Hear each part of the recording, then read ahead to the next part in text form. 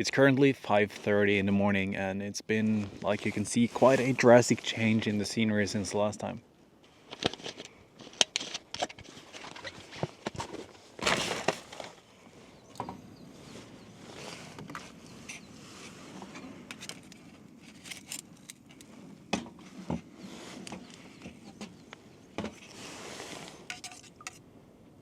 And that drastic change is a result of me driving about 200 kilometers after getting off the ferry, as well as climbing this mountain pass, which is just over 1,000 meters above sea level.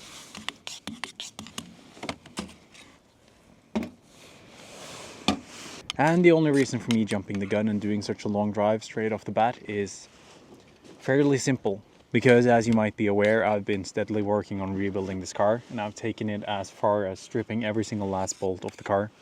And I've done so in a fairly flat and boring part of the country in my books. But that was never actually the plan. Pardon me, I'm just going to eat this before it's cold. Never mind, I'm going to reheat this, then I'm going to eat it before it gets cold. So pardon me again.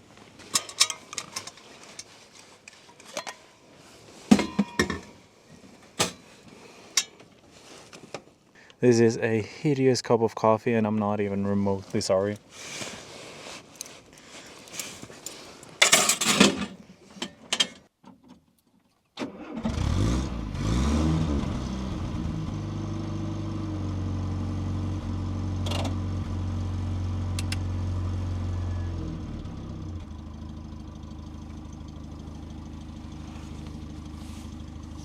You see, when I started to restore this, I was actually hoping for a quick and easy job, making it possible for me to get back on the road within a couple of months tops. But eventually, after getting deeper and deeper into the project, I had to accept that I'm either going to quit now and lose a bunch of time and money, or I'm going to see it through and do it properly, but it's going to take a lot more time and money than planned.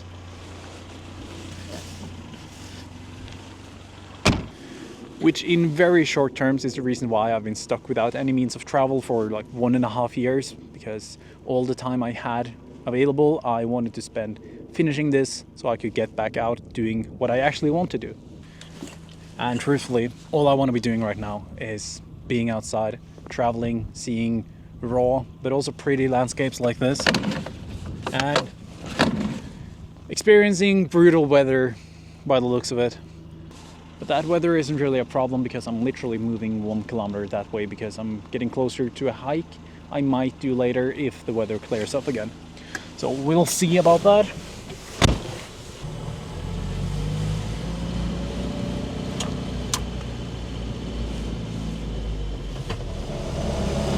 You know what? I might have spoken too fast because the weather is really shit on the left side here, but it doesn't really matter because I'm already at a new campsite.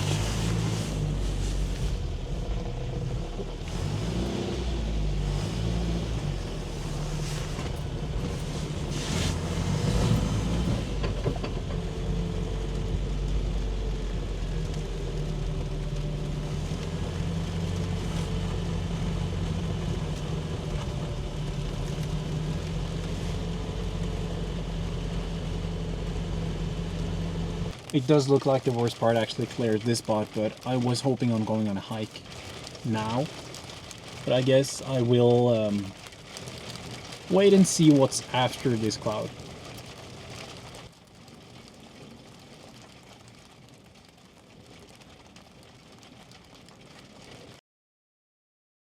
The sun did in fact arrive after that first wave of rain, but whilst I was setting up to make some lunch, I thought I might as well set up the tarp because of the unstable weather.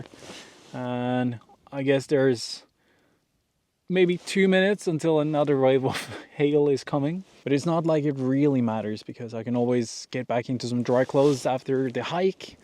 But I also need to do another hike to collect some water, either up there or down by that stream. Speaking of water, here comes another one.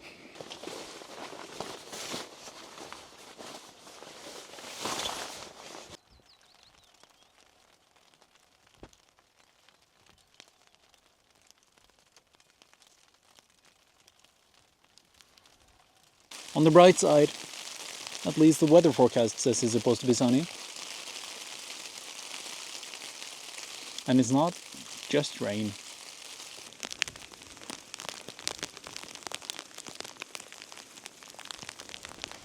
This bag right here is completely full of dry food and canned food.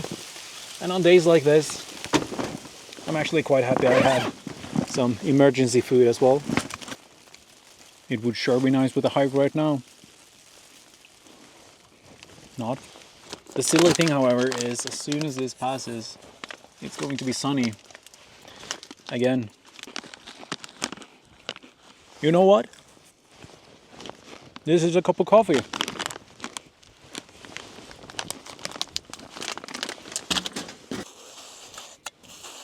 No problem.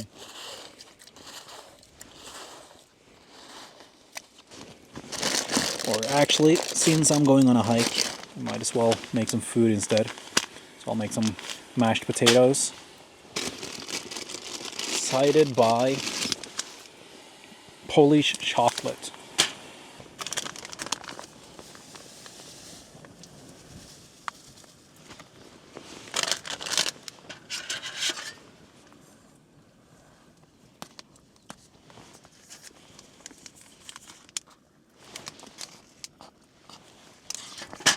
Evil tongues might say that being outside in weather like this is unpleasant, but you have no idea how nice good weather actually feels when you also have to appreciate the not so good days.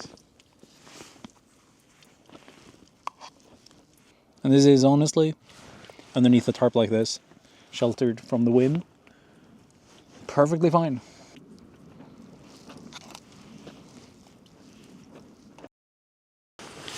I wanted to hike up to this cabin because I've seen it from the road a bunch of time over the years, and I always thought, I wonder if that's an open cabin, like an emergency cabin if the weather is bad.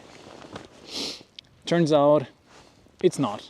So instead of something that could have been a nice sunset hike later tonight, I think I might hike over that top and down the other way around and not stay up here for much longer. Oh well, could have been a lot worse.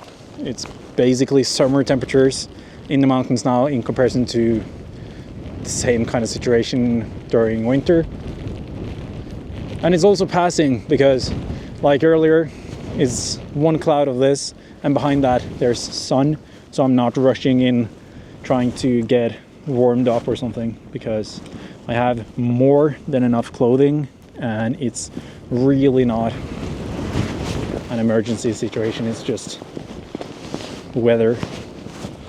I'm going down over that hill there. The weather is clearing up. I can actually already see the sun shining through here. So before I go down, I'll hike back up just so I can show you where the car is with the view from up here. And now you can actually see one of the big lakes up here, over there. You also have another lake there, there, and down there, somewhere by the house, is the car and the camp for the night.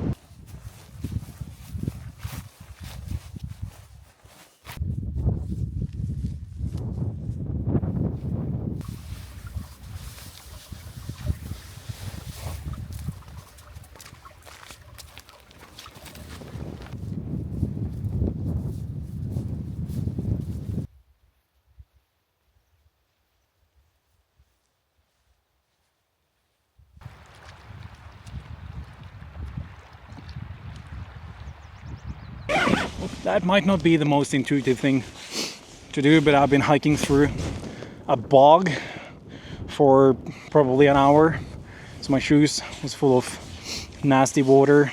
And I also hiked a big loop around where I was actually supposed to go because I wanted to hike all the way down to the water just to check out if it was fresh and nice before I hiked back down here to collect drinking water later.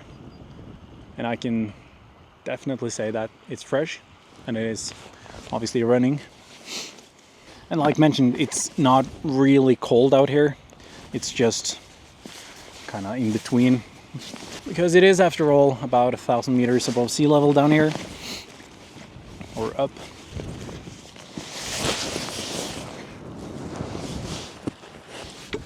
Fuck. Sorry. Pardon my French. So now it's probably a 30-minute hike back above the hill over there, which is where the car is parked, and then I can get into some dry clothes again. The jacket is almost dry already.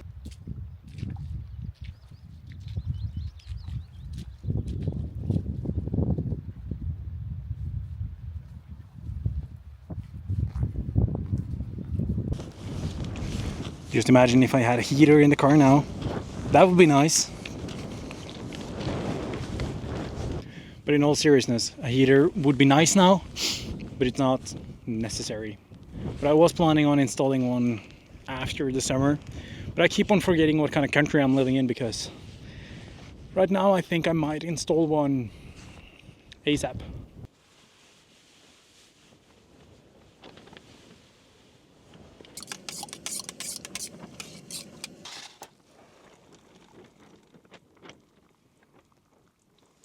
I'm trying to take advantage of this dry wind to make sure that most of the stuff from the hike is somewhat dry before this next wave of hail and rain is coming.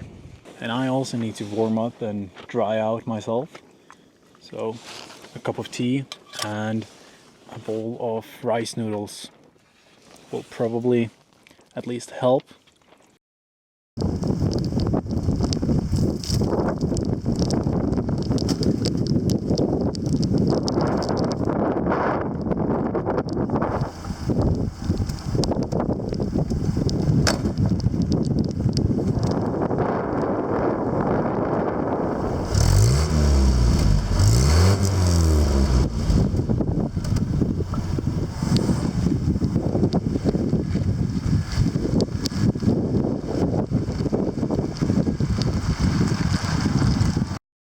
I was awoken by some extremely bad weather this morning, and I tried to endure it for as long as I could, but eventually one of the straps on the tarp snapped.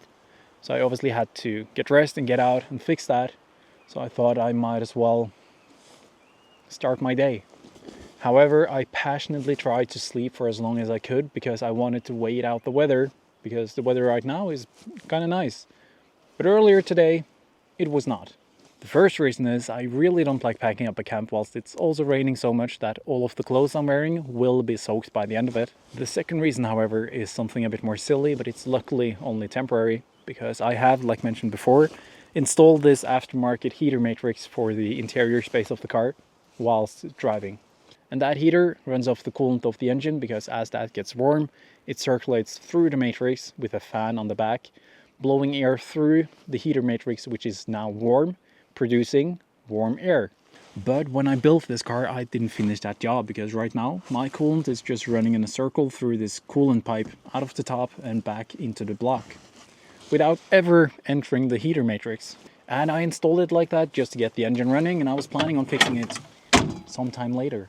Which brings us to the problem at hand, because the car is equally cold whilst driving as when parked temporarily. And it's also extremely easy to fix. The only problem is I need coolant pipes.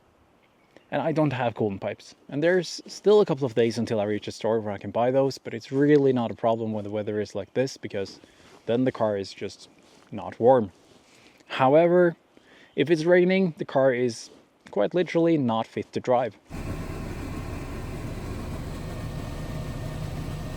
Because without warmth, the fans blowing out the windows aren't really effective enough trying to get rid of the mist collecting on the windows, because everything is moist, including my jacket, when I get into the car. But look no further for a solution, because I already have it. I just kind of forgot about all of this, and it didn't really occur as a problem before everything started to get soaking wet.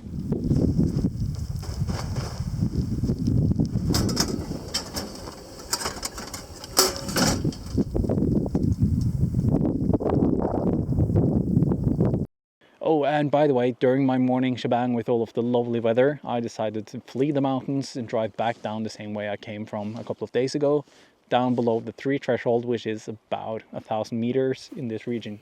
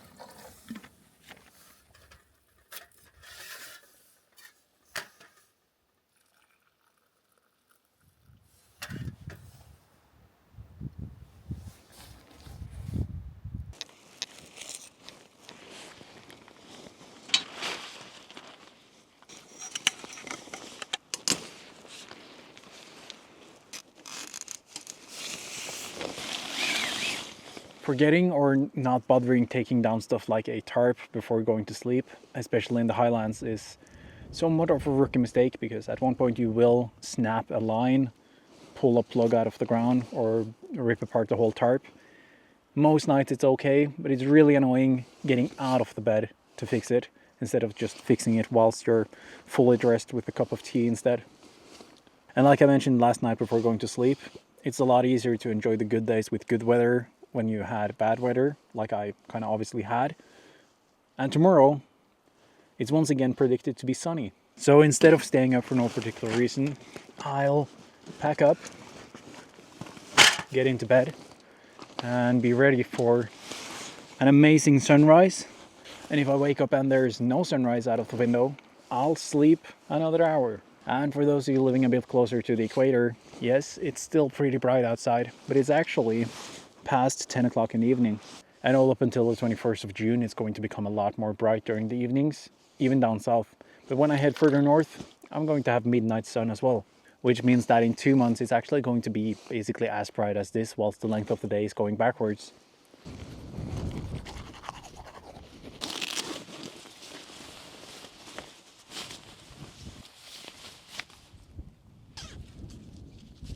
Layers is the thing to stay warm.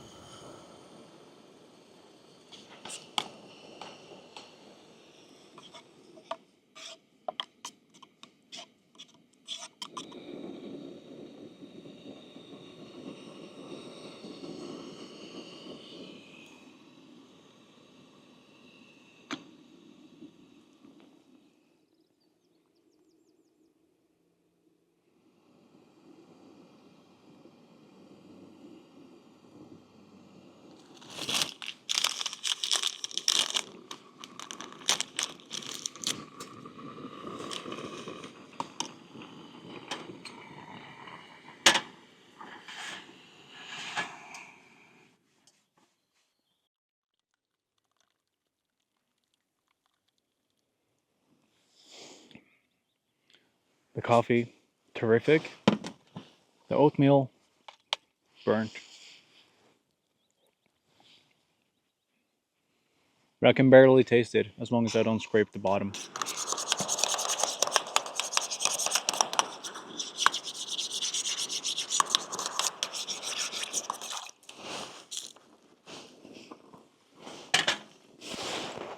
This is about to be a first, because it's the first time the dipstick is starting to have some actual color. And it's also going to be the first time I'm going to fill up a tiny clunk of fresh engine oil. I still haven't done the first oil change after rebuilding the engine, but that's coming up the next time I'm passing a proper large parking lot outside of a hardware store, because I would rather do it there than out in nature, because I might spill something. The brake fluid is right below top level, so I'll just have some extra in there. And the coolant levels are where they're supposed to be, right above the fins inside of the radiator. And the Series 3 also has an expansion tank, which is about 1/3 to the top, which I think is about right.